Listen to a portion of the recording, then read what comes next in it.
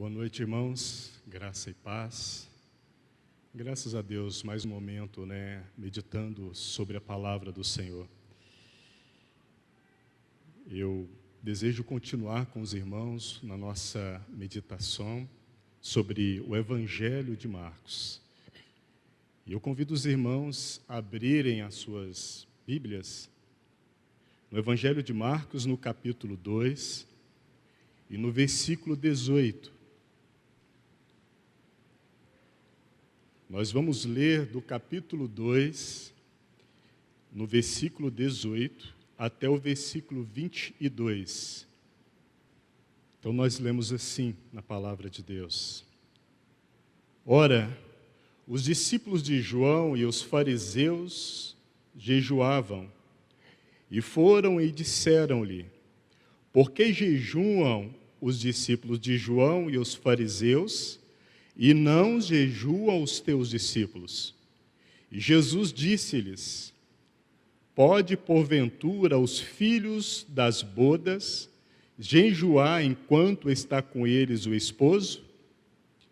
Enquanto tem consigo o esposo, não podem jejuar.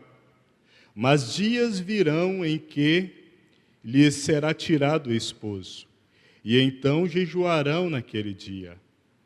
Ninguém deita remendo de pano novo em roupa velha. Doutra sorte, o mesmo remendo novo rompe o velho, e a rotura fica maior. E ninguém deita vinho novo em odres velhos. Doutra sorte, o vinho novo rompe os odres, e entorna-se o vinho, e os odres estragam-se. O vinho novo deve ser deitado em odres novos. Vamos orar, irmãos. Senhor, muito obrigado a Deus por esse momento que nós temos aqui, Senhor. Realmente nós somos agraciados pelo Senhor por essa oportunidade de nos reunirmos no Teu nome, Senhor. Realmente nós somos privilegiados, ó Deus, por termos a oportunidade, Senhor, de meditarmos na Tua palavra. Ajuda-nos pelo Teu Espírito Santo, Senhor, a viver uma vida, ó Deus, que honra o Teu nome, a viver uma vida de desfrute da Tua palavra, a viver uma vida alegre em servir ao Senhor, em glorificar o Teu nome, assim como nós cantamos nessa noite, em dizer que o Senhor é santo, em dizer que o Senhor é bendito, Senhor, cantar a Tua santidade. Muito obrigado, Senhor. Nós Te louvamos, mas fazemos isso, Senhor, Te louvamos no nome de Jesus. Amém. Amém. Queridos irmãos, nós vamos dar continuidade nessa meditação no Evangelho de Marcos. Na última oportunidade, nós meditamos sobre aquele acontecimento do chamado de Levi, o Mateus, que foi um momento de uma graça abundante que foi manifesta ali, no chamado de Levi. E naquela oportunidade nós lemos, ainda nesse capítulo 2, do versículo 13 até o versículo 17. Aquele que tinha a sua salvação improvável, porque era um pecador e rejeitado também pelos seus, e por opção exercia uma profissão que era uma afronta à religião do seu tempo, à religião dos seus, ao judaísmo. Então aquela improvável salvação manifestou a graça de Deus em abundância, de maneira tal que aconteceu um escândalo entre aqueles que conheciam a lei e que se achavam detentores dos oráculos divinos, da palavra de Deus. Só que aquela salvação, ela resultou em uma enorme alegria. E naquela oportunidade nós meditamos sobre a festa, o banquete, o jantar que Levi, o Mateus, promoveu em sua casa. E nós vimos que outros que exerciam aquela profissão igual a ele, que era um escândalo para os judeus, apareceram naquele jantar. E que foi um momento de muita alegria.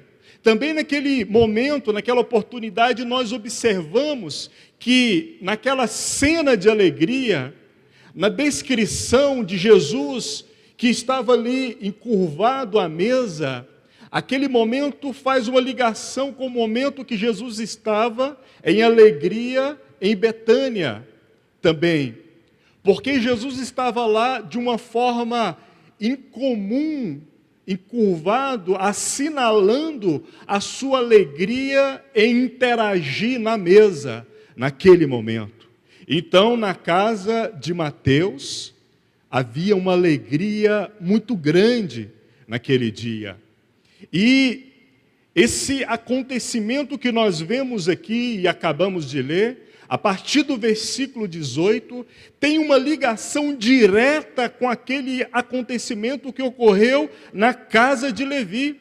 Porque lá os fariseus repreenderam Jesus também.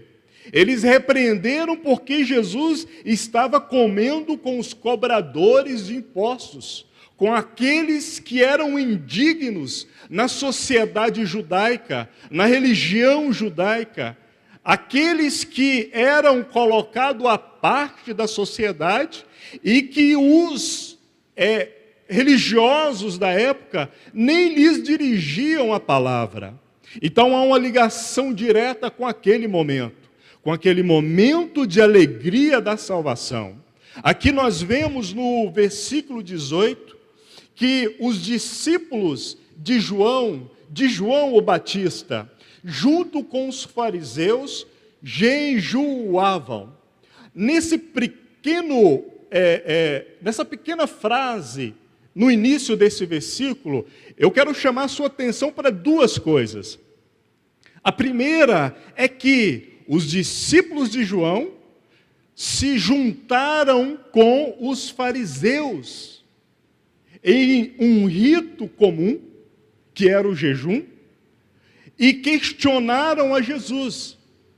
Então percebe que nesse ato dos discípulos de João questionarem a Jesus, João estava preso, de questionarem a Jesus, demonstra que eles perderam daquela percepção, daquela visão que João havia colocado, tanto no batismo, como apontar o cordeiro.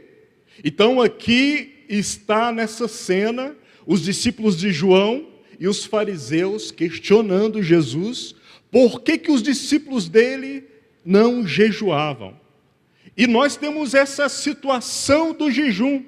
Essa situação do jejum que acontece aqui, fala do jejum que é o Yom Kippur, que é o jejum nacional, o dia da expiação, que acontecia uma vez por ano.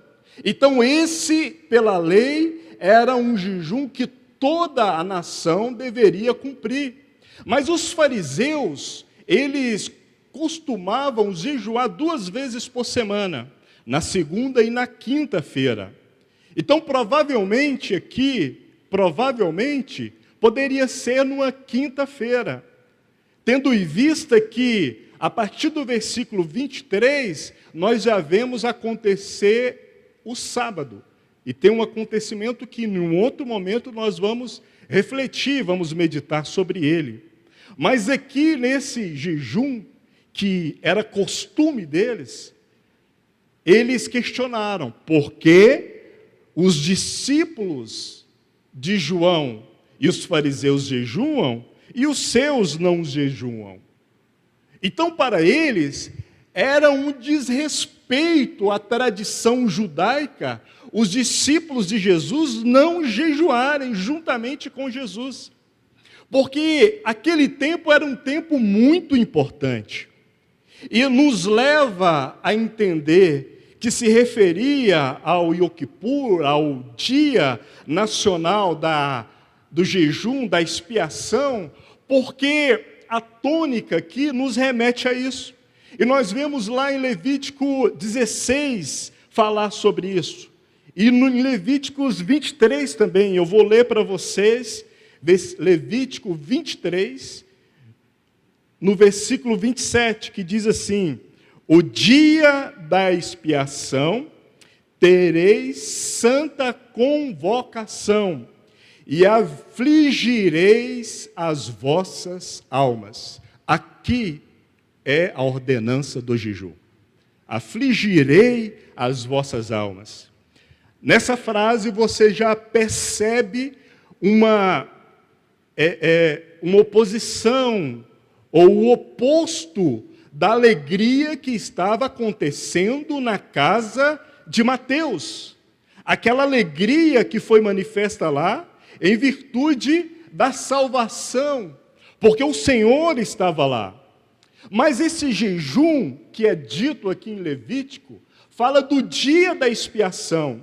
A expiação, como em outra oportunidade nós já falamos, ela fala do sacrifício expiatório, um sacrifício satisfatório, onde ocorre o derramamento de sangue. Mas aqueles dias ali, na presença de Jesus, eram dias de alegria. Não era que Jesus era contra o jejum. Não era esse o assunto.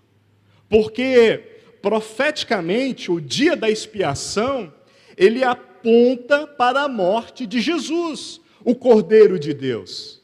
Então, aquele jejum nacional, que é dito em Levítico 16 e Levítico 23, ele aponta profeticamente para a morte do Cordeiro Santo de Deus e que culmina e que tem o seu cumprimento na cruz do Calvário. Mas aquele momento não era um momento ainda da morte do Senhor Jesus. Era um momento onde o noivo estava presente, onde havia alegria da salvação. Mas os fariseus não estavam alegres. Nós vimos isso quando nós meditamos sobre o chamado de Levi, sobre o chamado de Mateus. Porque Jesus estava com eles e os fariseus não estavam alegres com isso. Se você observar aqui em Marcos, no capítulo 2 e no versículo 20, você vai ver a seguinte descrição: mas dias virão em que lhes será tirado o esposo, então jejuarão naqueles dias. Percebe que aqui fica claro que Jesus não está se opondo ao jejum, mas está falando do tempo. Aquele momento ali era um momento de alegria em virtude da salvação. Chegaria um dia em que o noivo seria tirado. E essa palavra tirado é uma palavra muito forte, porque ainda em Marcos, lá na frente, no capítulo 14, no versículo 48, e no versículo 46 e no 48, fala da forma que Jesus foi preso. No versículo 48, Jesus fala para aqueles que foram buscar prender eles, fala: por que vocês vieram com espadas e varapaus? Então, da forma abrupta que eles tiraram Jesus do meio dos discípulos e levaram Jesus preso. Então aqui Jesus está falando desse tempo que viria. Jesus não era contrário ao jejum. É importante, irmãos, nós entendermos a questão do valor do jejum, porque ele não reside no formalismo da vida ascética, da vida monástica, mas na submissão voluntária do nosso físico, do nosso corpo, a uma vida espiritual, a uma submissão voluntária e alegre a uma vida espiritual. É isso que fala o jejum. É por aí que nós precisamos de entendermos o jejum. Não é as restrições em si mesmas, mas existe no Novo Testamento a continuidade do jejum. E nós vemos isso tanto na história da igreja ali em Atos, como em toda a vida da igreja no primeiro século. O jejum ele foi praticado com referência à vida, à manutenção da vida e o crescimento à semelhança de Cristo. O jejum ele continua sendo praticado no cristianismo primitivo como essa manutenção, como esse sinal de uma vida espiritual. Mas aquele momento que Jesus estava lá com os seus discípulos era um momento de alegria e não de tristeza. O falar do Senhor aqui no versículo 20, ele tem um tom profético, porque ele aponta para frente e fala, olha, eu ainda vou ser retirado, o noivo vai ser retirado, abruptamente, grosseiramente, do meio dos convidados. Mas o texto segue.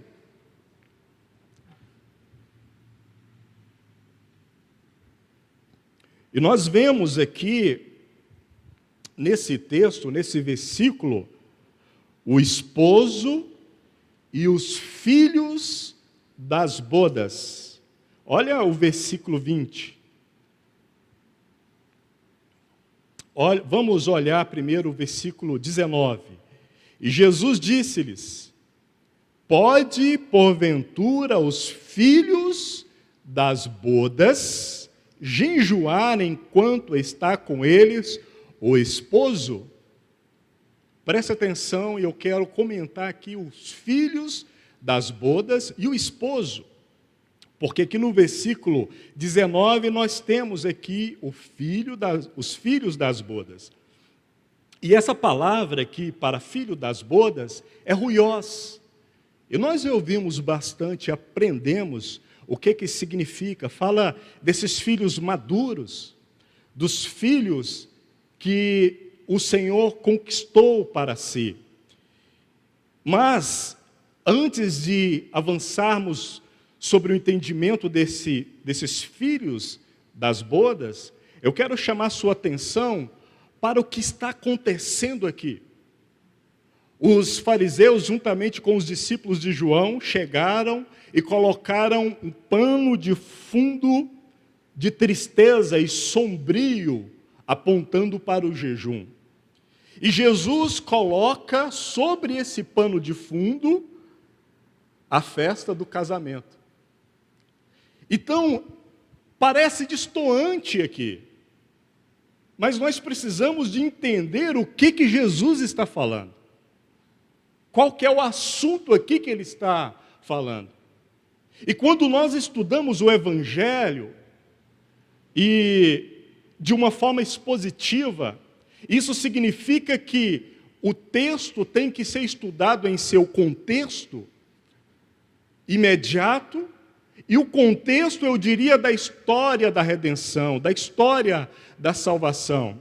Então aqui fala sobre os filhos das bodas e o esposo. Jesus, ele descreve aqui a sua missão como um casamento. Isso é muito importante nós entendermos o que está acontecendo aqui. Ele é o noivo e seus discípulos são os convidados. Inclusive, algumas traduções fala aqui no versículo 19, fala dos convidados das bodas. Em Lucas, em referência a esse mesmo acontecimento, também fala isso. Lá em Lucas, no capítulo 5. Mas a palavra aqui é ruiós. Fala daqueles filhos que foram conquistados. Mas no fluxo do texto, você vai perceber que ele está falando de convidados, mas esses convidados, e o texto nos dá essa ideia de um casamento em acontecimento, um casamento que está ocorrendo, que está acontecendo. E aqui eu quero lembrar vocês de Mateus 22, no versículo 8 até o versículo 10, eu vou ler para vocês, que diz assim: então diz aos servos: as bodas, na verdade, estão preparadas, mas os convidados não eram dignos. E depois as saídas dos caminhos, e convidai para as bodas a todos os que encontrardes. E os servos, saindo pelos caminhos, ajuntaram todos quanto encontraram, tanto os maus como os bons. E a festa nupcial foi cheia de convidados. Percebe que fala de um acontecimento? E a palavra aqui está falando desse casamento que está acontecendo, dessa festa que está acontecendo. Essa é a ideia do texto. Mas quando você vai observando e estudando, você percebe que no desenrolar da história da salvação, os convidados são chamados de filhos. Eles são feitos filhos. Aí entra essa palavra ruiós.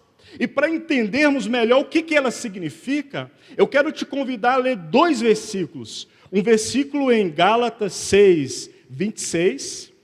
Gálatas 6, 26. Que diz assim: porque todos sois filhos de Deus pela fé em Cristo Jesus. Porque todos sois filhos de Deus pela fé em Cristo Jesus. A outra referência é um texto muito conhecido em Romanos 8, 14, que diz assim, vou ler para vocês: porque todos os que são guiados, a palavra guiados aqui é governados pelo Espírito de Deus, esses são ruiós, são filhos de Deus. Esses são filhos de Deus. E para entendermos um pouco mais sobre a característica desses, diz que para entendermos melhor, aqueles que reverenciam a Deus como seu Pai, os piedosos adoradores de Deus, aqueles que no caráter e na vida se parecem com Deus, aqueles que são governados pelo Espírito de Deus, que repousa a mesma e tranquila e alegre confiança em Deus, como os filhos depositam em seus pais. E no futuro, na bem-aventurança da vida eterna, vestirão publicamente essa dignidade de glória de filhos de Deus. Esses são os ruiós, os filhos de Deus.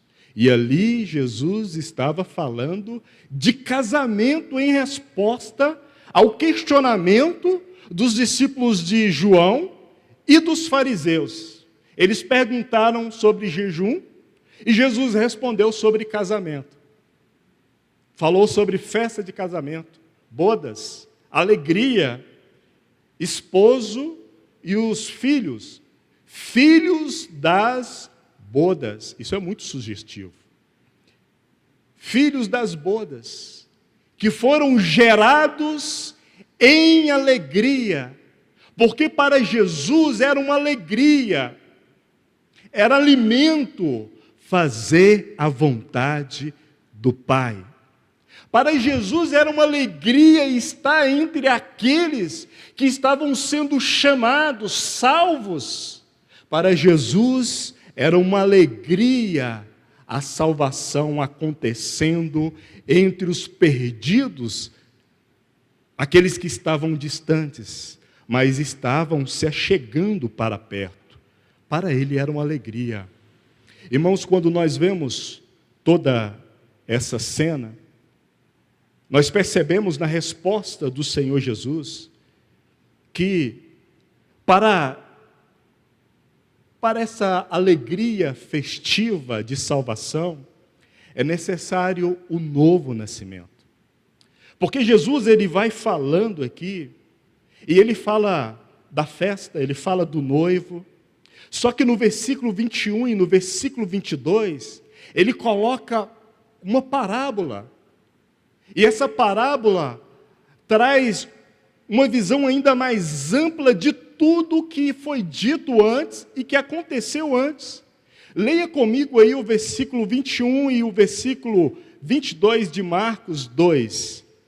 Diz assim: ninguém deita remendo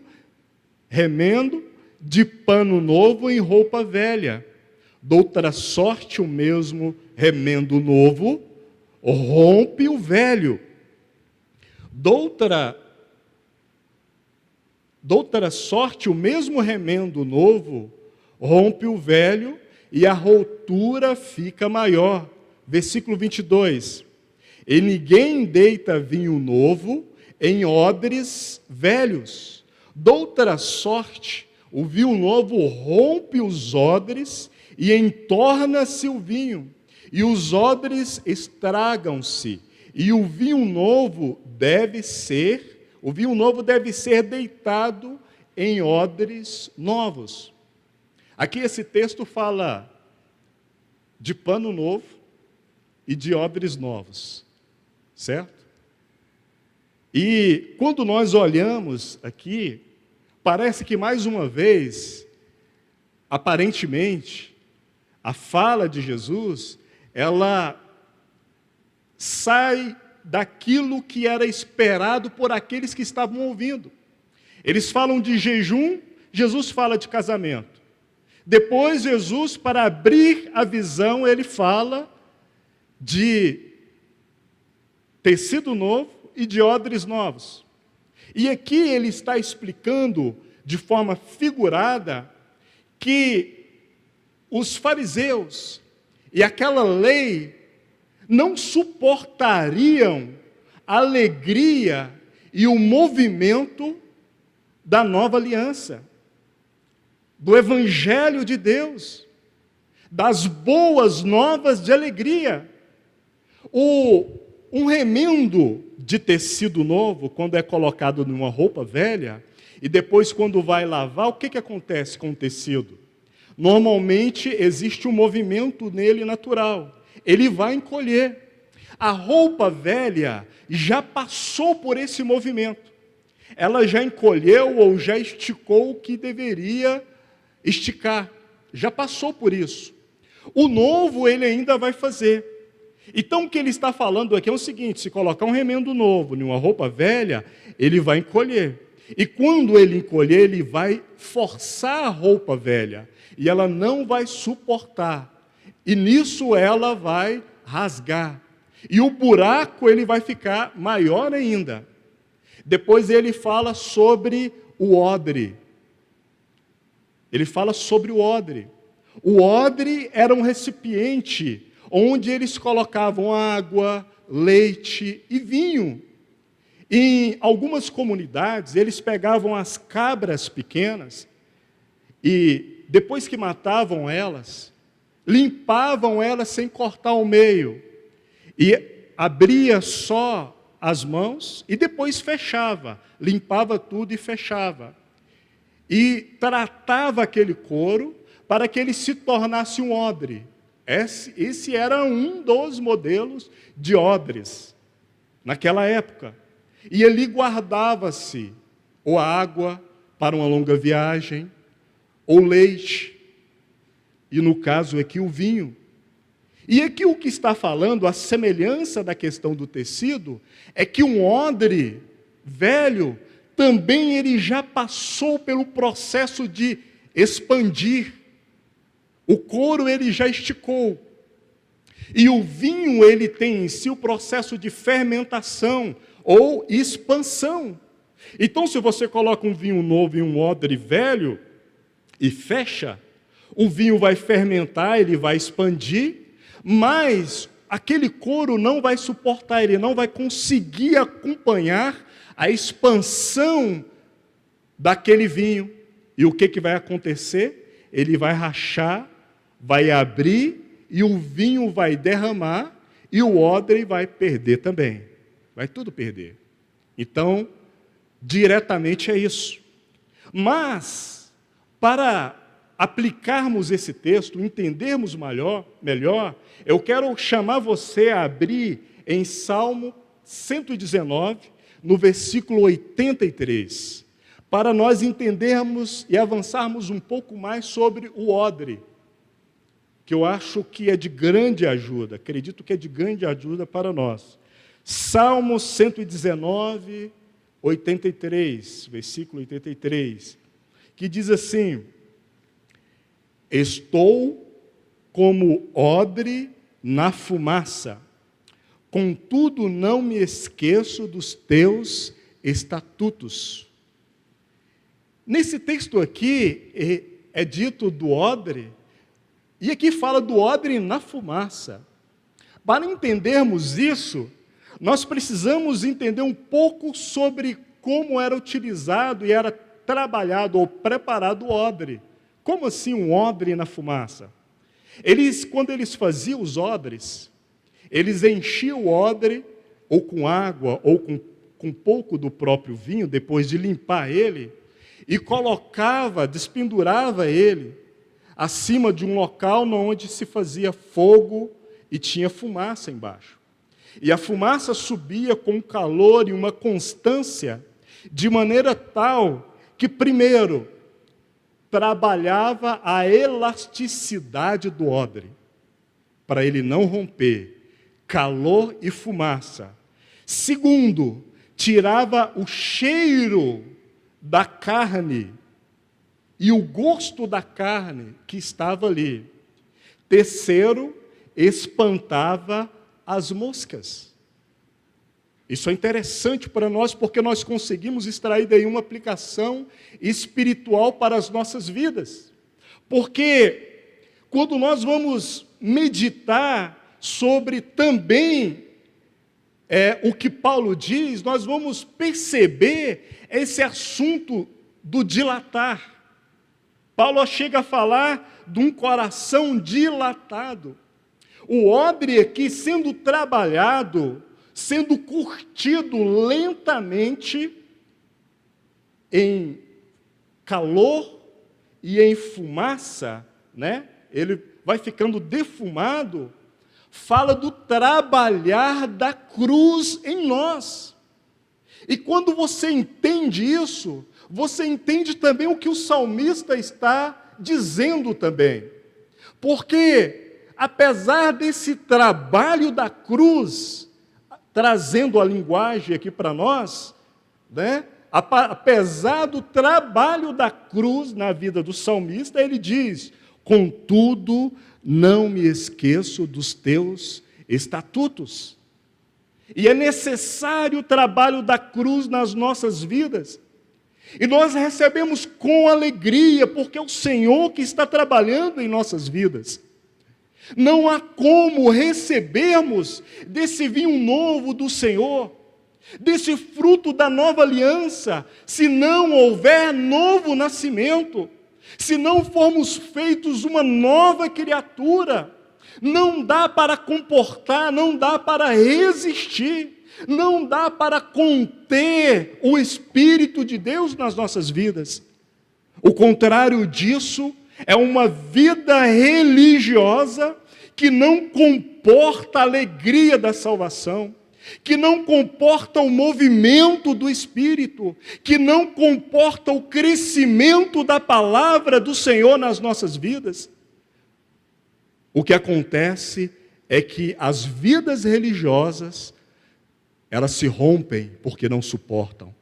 Então, irmãos, nós precisamos do trabalhar da cruz em nossas vidas, para que, de acordo com o que o Senhor for trabalhando, nós vamos também dilatando os nossos corações, para recebermos ainda mais do Espírito de Deus, para que o cheiro da carne, o gosto da vida do velho Adão vá se dissipando limpando ao longo da caminhada da vida cristã, para que as moscas fiquem longe de nós. Moscas fala de quê? Se você for olhar lá no Antigo Testamento, nas pragas no Egito e na história, você vai perceber que as moscas falam de espíritos malignos. E para não estarmos suscetíveis às tentações, aos dados inflamados do inimigo, nós precisamos da cruz de Cristo trabalhando nas nossas vidas. Porque senão, irmãos, não acontecerá o que Paulo disse, nós já lemos aqui em Romanos, no capítulo 8, quando diz, porque todos os que são governados pelo Espírito de Deus. Como que você vai ser governado pelo Espírito de Deus sem o trabalhar da cruz de Cristo na sua vida? Não há como. Não há como ser governado. Não há como, porque o cheiro da carne, ele se torna predominante nas nossas vidas. Mas nós precisamos, irmãos, de exalarmos o doce perfume de Jesus Cristo, o nosso Senhor. E isso só pode ser feito pelo Espírito de Deus. E sabe o que é interessante, irmãos? Quando nós meditamos um pouco mais sobre essa lição do odre, é que um odre não pode ser colocado lá em cima. Vou trazer aqui para a nossa realidade, para a nossa imaginação alcançar. Um odre, ele não pode ser colocado, por exemplo, em cima de um fogão a lenha, para ficar recebendo o calor e aquela fumaça aí sendo trabalhado, se ele estiver vazio. Porque se ele estiver vazio, ele vai enrugar, encolher e secar. Nós não podemos sermos trabalhados pela cruz de Cristo sem a ajuda do Espírito Santo de Deus. Senão morreremos, não suportaremos, não teremos a medida espiritual para caminharmos, para avançarmos. É por isso que fomos agraciados na salvação com o depósito do Espírito. Deus habita em nós. Existe um selo espiritual nas nossas vidas. Nós não estamos largados, deixados ou vazios espiritualmente. Há o Espírito Santo habitando nas nossas vidas e nos capacitando a andar e a sermos tratados em cada um dos degraus na nossa vida. E passarmos pelo sofrimento, irmãos, porque o sofrimento é um instrumento poderoso nas mãos de Deus para subirmos os degraus da nossa vida cristã e aprendermos. E quanto mais os dias passam, quanto mais se passam os dias, mais nós desejamos deixar esse corpo limitado, frágil, carnal e ir logo morar com o nosso Senhor. Na juventude, nós estamos no vigor da nossa carne, no vigor do nosso corpo, mas com o passar dos anos, vai ficando cada vez mais claro para nós a limitação desse templo terrestre. E quando nós olhamos para a palavra do Senhor, limitados pelo nosso corpo, sendo aquecidos pelo sofrimento de todos os dias, nós desejamos ir logo para o nosso Senhor e habitar com Ele, porque aqui não é o nosso lugar, mas aqui nós devemos caminhar com a cruz de Cristo, sendo preparados para aquele grande e maravilhoso dia. Paulo também fala sobre esse assunto, e Paulo fala sobre um coração dilatado. Em 2 Coríntios, no capítulo 6, do versículo 10 ao versículo 13, se você não puder abrir rápido, eu vou ler para você. Diz assim: como contristados, mas sempre alegres, como pobres, mas enriquecendo a muitos, como nada tendo, e possuindo tudo. Ó Coríntios, a nossa boca não está aberta. A nossa boca não está aberta para vós. O nosso coração está dilatado. Não estáis estreitados em nós, mas estáis estreitados nos vossos próprios corações. Perceba bem essa frase. Versículo 13. Ora, em recompensa disso, falo como a filhos, dilatai-vos também vós. Dilatai também os vossos corações. Para que os nossos corações sejam dilatados diante de Deus, nós precisamos, sim, vivermos uma vida de cruz. Mas viver uma vida de cruz não significa viver uma vida triste, monástica, como muitos dizem por aí, e religiosos, e enfim. Não é isso. A alegria do Senhor é a nossa força. O Senhor Jesus Cristo é a nossa alegria, a nossa virtude. Ele não nos dá uma cruz, Ele não nos experimenta, Ele não nos prova além da nossa medida. Então nós precisamos de entendermos com alegria que na nossa caminhada existe um processo de amadurecimento espiritual. Existe uma caminhada de ruiós, de filhos. Existe uma caminhada de bodas do Cordeiro. Existe um noivo que nos aguarda alegremente. E existe um povo alegre aqui nessa terra que desfruta dessa vida, porque um dia nós veremos o nosso Senhor. E se hoje nós experimentamos das tristezas, das adversidades, das lutas, isso será transformado em maturidade espiritual, para que a nossa medida naquele dia de contemplação, de gozo diante do Senhor, seja ainda maior.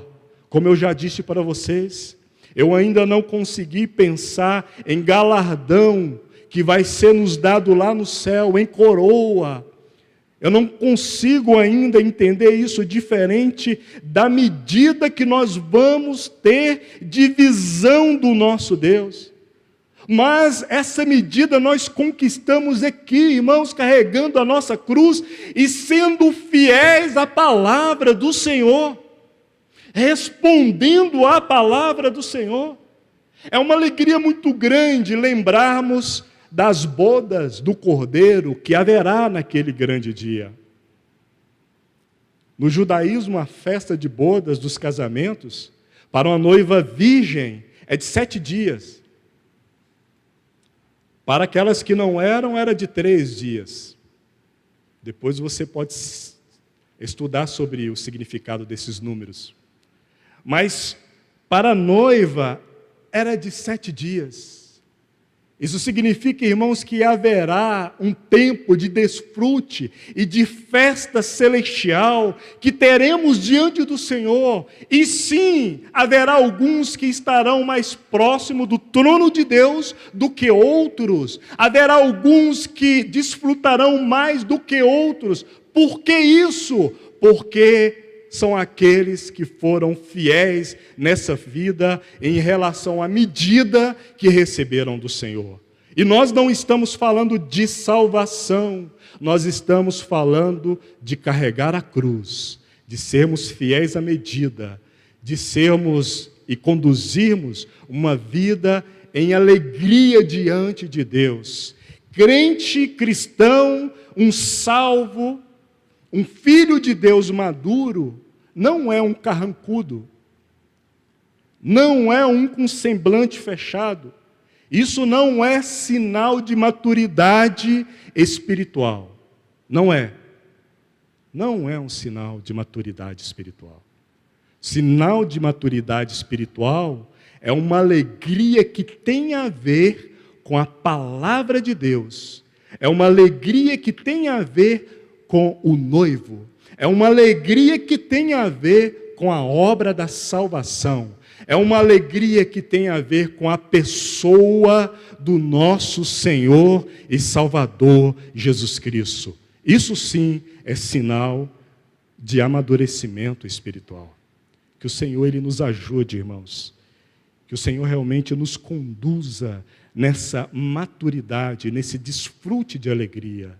E para concluir, eu quero ler para você Salmo 119, versículo 32, que diz assim: correrei pelo caminho dos teus mandamentos, quando dilatares o meu coração.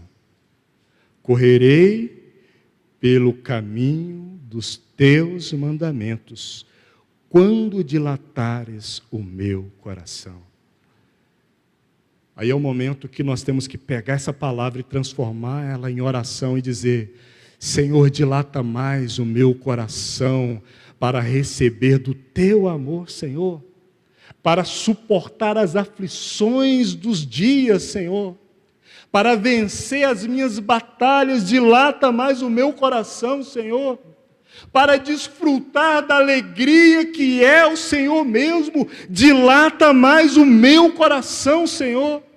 Senhor, eu não quero estar com o meu coração estreito, como Paulo disse, exortando os coríntios, mas eu quero estar com o meu coração dilatado para receber a tua doce voz. Percebe, irmãos? Isso deve ser a nossa oração, nosso clamor diante de Deus. Um odre vazio não suporta a cruz. É por isso que o Senhor nos deu o seu Espírito Santo. Mas há calor e há fumaça nessa caminhada. Mas nessa caminhada nós vamos expandindo os nossos corações.